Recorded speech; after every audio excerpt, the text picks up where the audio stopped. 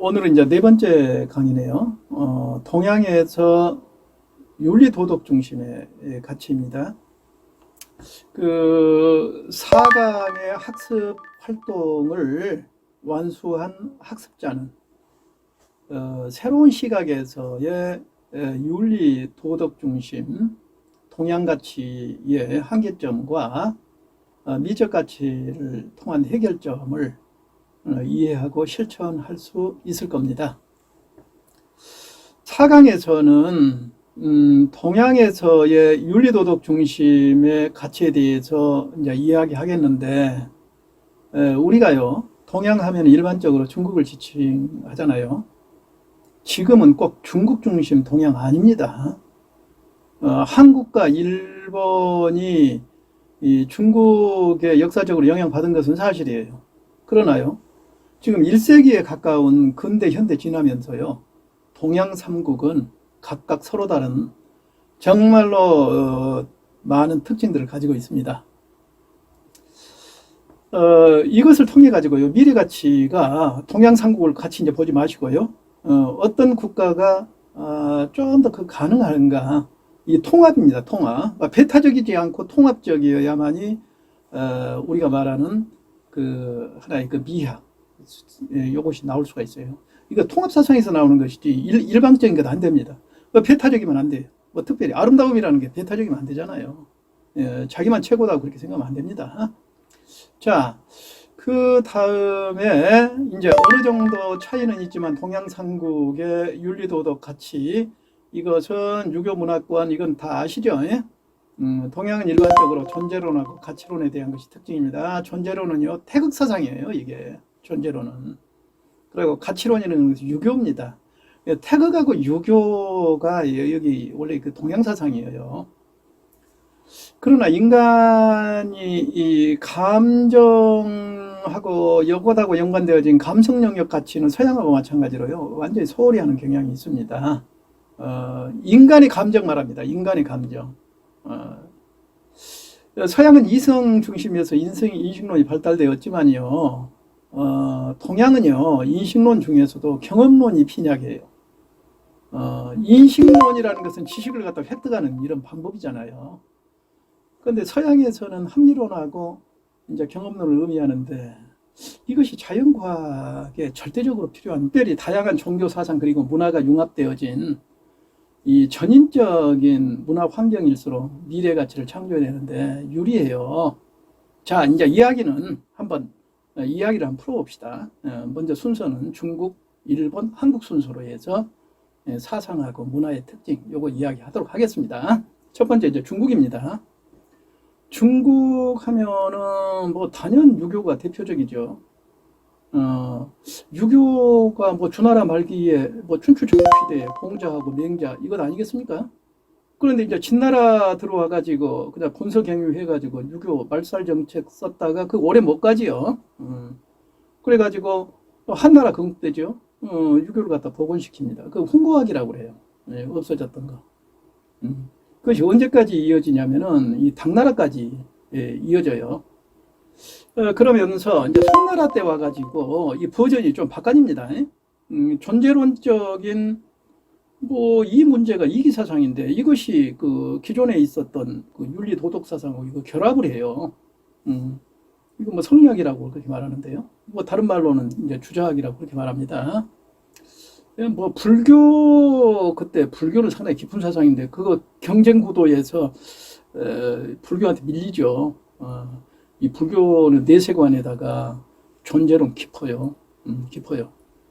이제 물론 이제 유교가 또 버전이 바꿔집니다. 양명학으로 바꿔졌다가 그 다음에 청나라 때 이제 고증학 이렇게 연결되면서 이제 우리 뭐 실학사상하고 좀 공통점이 있는데, 이런 실학사상이라는 게 이제 경물이라고 하잖아요. 예, 서양의 이제 과학하고 상당히 연관성은 있습니다. 자, 그런데 이제 이 유교에 대해서 이야기 한번 해봅시다. 유교는 군주를 중심으로 한 이제 통치 체계에 정말 아주 적합한 사상적 특징을 가지고 있습니다.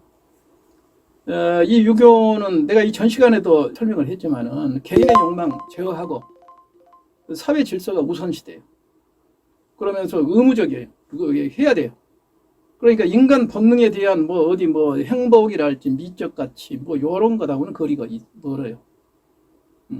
그러니까 미약하고 어떻게 보면은 인간의 욕망을 갖다가 최대한 이거 윤리 질서로 윤리 도덕 질서로 해서 이렇게 억눌러 버리기 때문에 좀 그런 게 있습니다.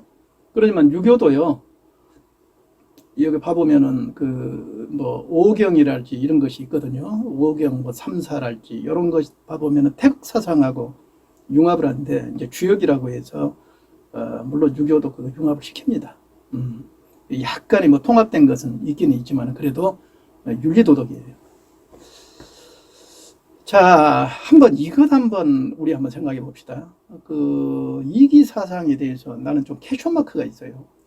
중국의 전통 사상이 이론론적인 태극 음양 사상이에요.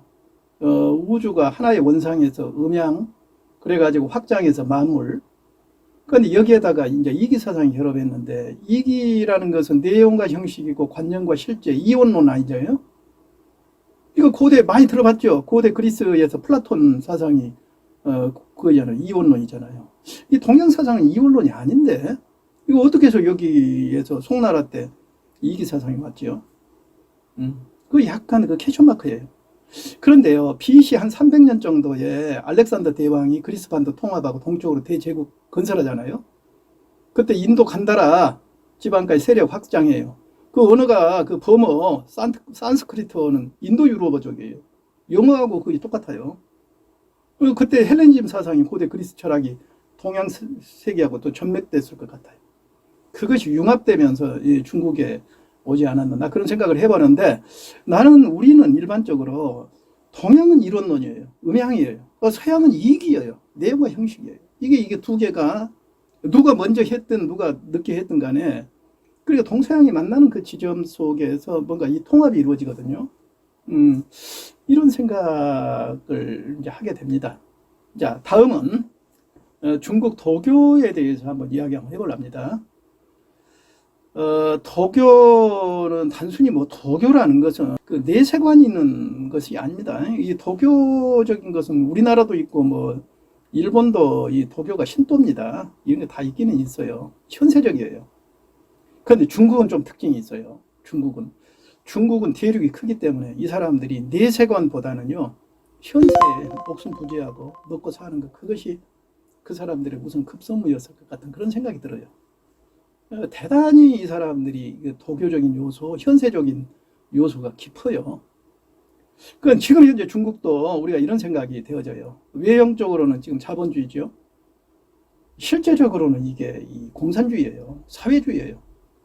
그런데 공산주의의 특징이 유물론이에요. 유물론. 그리고 이 과학주의예요. 현실주의예요. 이게 아주 뿌리 깊게 저변에 깔려 있어요.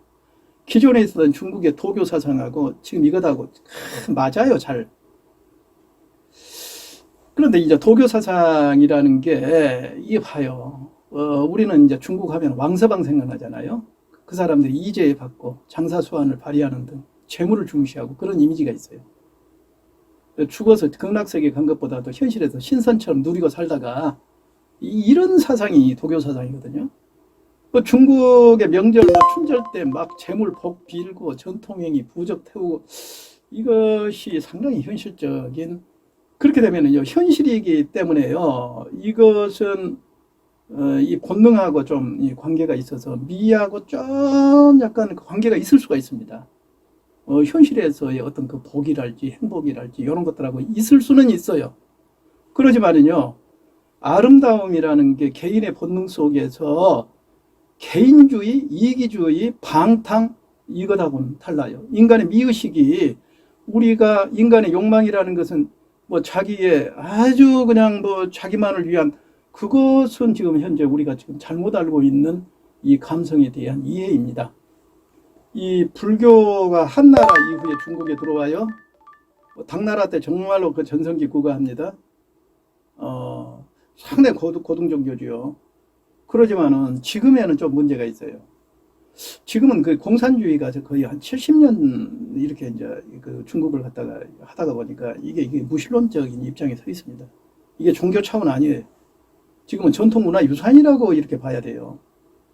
자, 여기에서 내가 이 전 시간에도 이제 불교는 인간의 이제 정적 기능인 아름다움에 대한 보다는 뭐 현실의 고통에서 윤회에서 그냥 어떤 형태로든 벗어나야 되기 때문에 어떤 형태라든지 현실에서의 쾌감, 행복 이거 단절시키고 이런 것들이 이 목표인데 실제적으로 중국에 나는 불교도가 아까 도교에 가깝다고 생각했지 나는 불교도가 신앙으로 접근되어진 불교라고 난 생각을 실은 하지 않고 있습니다.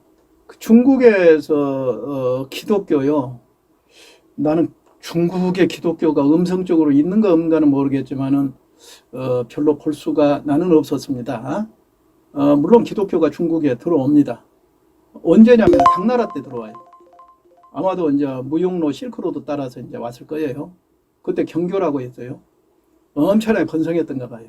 그러지만 탄압받고 소멸됐어요. 13세기 원나라 때도 상당히 그 융성했습니다. 그런데 그 다음에 명나라 들어오면서 또 완전히 또 겉됐어요. 청나라 때 천주교가 들어옵니다. 그런데 이제 백령교도 난으로 해가지고요. 이후에 또 기독교가 탄압받습니다. 근데 백령교도 석가모니 이후에 천상의 미륵불이 현세에 내려와서 뭐 극락세계 만든다고 하는 그 내용하고요. 기독교가 말하는 그 재림사상 기독교 이것도 공통감이 있어요. 그래가지고 기독교도 역시 탄압의 대상이 됩니다. 그래서 현재 중국의 기독교는 나는 거의 없다고 생각해요. 음성적인 것은 어쩔지는 몰라도. 그런 다른 것은 이게 서양의 유일신 개념이 없으면은요, 미래 가치의 서양하고 통합적인 관점에서 결핍 요인이에요. 서양의 핵심이 지금 현재 기독교적인 사고방식이거든요. 근데 어떤 것이든지 들어와가지고 어떤 형태든지 처음에는 이거 다 이 충돌이 벌어집니다. 그러면서 들어와서 같이 융합하는 거예요. 우리 한국도 한 집안에 그냥 뭐 종교가 막 4개, 5개씩 봅니다. 누구 한 분 돌아가시면은 뭐 천주교가 와서 미사 보고, 기독교가 와서 뭐 하고, 또 다른 종교가 오고, 뭐 불교가 와서 하고, 뭐 전혀 뭐 거기에 대해서 상관하지 않아요. 배타적이질 않아요. 그런데 이런 부분은 내가 봤을 때 결핍 요인이에요. 이런 부분들이. 자, 그러면 이제 철학에 있어서요. 초창기 서양 철학이 들어옵니다. 그런데 공산화 이후에 이거 유물본증법 노동가치예요. 완전히 없어져요. 이거 완전히 중국에서 일반 우리가 받은 어떤 그 철학 교육하고 다릅니다. 거기에는毛泽동하고 칼막스 서장 이거 교과서로 나와 있어요. 뭐 대학에서까지 이것을 받습니다. 기본적으로. 그런다고 하면은 서양의 철학은 이 상충이 벌어져요. 뭐 그런다고 해서 뭐 탄압하고 그러진 않아요. 못 보게 하고 그건 아니지만 이거 안 가르쳐요. 그런데다가 중간에 중국의 또 결핍 요인이라고 한다면은 문화혁명 때요, 중국의 전통 문화를 엄청나게 파괴해 버립니다. 그야말로 문화의 단절이에요. 자, 나는 지금 어디를 향해서 가고 있냐면요, 미래 가치의 뭔가 새로운 것은 기존에 있었던 것하고 융합이에요.